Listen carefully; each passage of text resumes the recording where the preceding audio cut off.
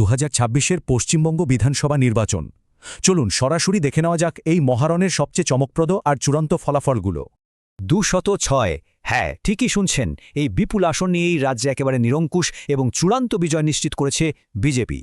ফলতায় vote বাকি থাকায় গণনা হয়েছে 293টি আসনে, আর সরকার গড়তে দরকার ছিল সেই ম্যাজিক ফিগার 147। সবচেয়ে কৌতূহলের বিষয়টা হল এই নাটকীয় হাত বদল। এক ধাক্কায় তৃণমূল নেমে এসেছে মাত্র 81টি আসনে। ভোটের হারের দিক থেকে বিজেপি পেয়েছে 46% ভোট, অন্যদিকে তৃণমূল কিন্তু 41% ভোট ধরে রেখেছে।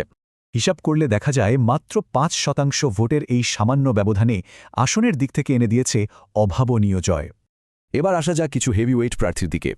এই লড়াইয়ে যেমন বিপুল জয় এসেছে, তেমনই ঘটেছে কিছু চমকপ্রদ অঘটন। সবচেয়ে হাই ভোল্টেজ লড়াই। শুভেন্দু অধিকারী নন্দীগ্রাম এবং ভবানীপুর দুটোতেই জিতেছেন, আর ভবানীপুরে খোদ মমতা বন্দ্যোপাধ্যায় পরাজিত হয়েছেন।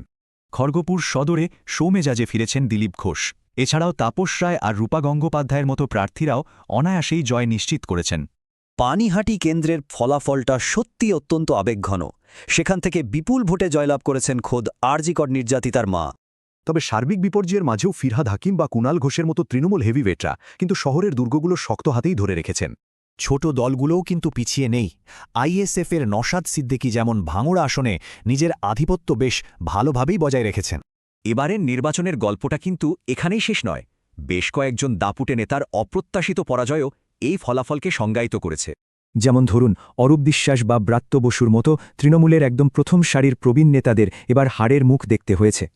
বড়সড় ধাক্কা খেয়েছে বাম ও কংগ্রেসও। বর্ষিয়ান নেতা অধীর রঞ্জন চৌধুরী থেকে শুরু করে তরুণ মুখ মীনাক্ষী মুখোপাধ্যায় সবাই পরাজিত। ঠিক এই কারণেই বিশেষজ্ঞ মহল এই সামগ্রিক ফলাফলকে একটি মজবুত রাজনীতিক দুর্গের পতন হিসাবেই আখ্যায়িত করছেন। ক্ষমতার এই ঐতিহাসিক পালাবদল রাজ্যের ভবিষ্যৎ কিভাবে গড়বে?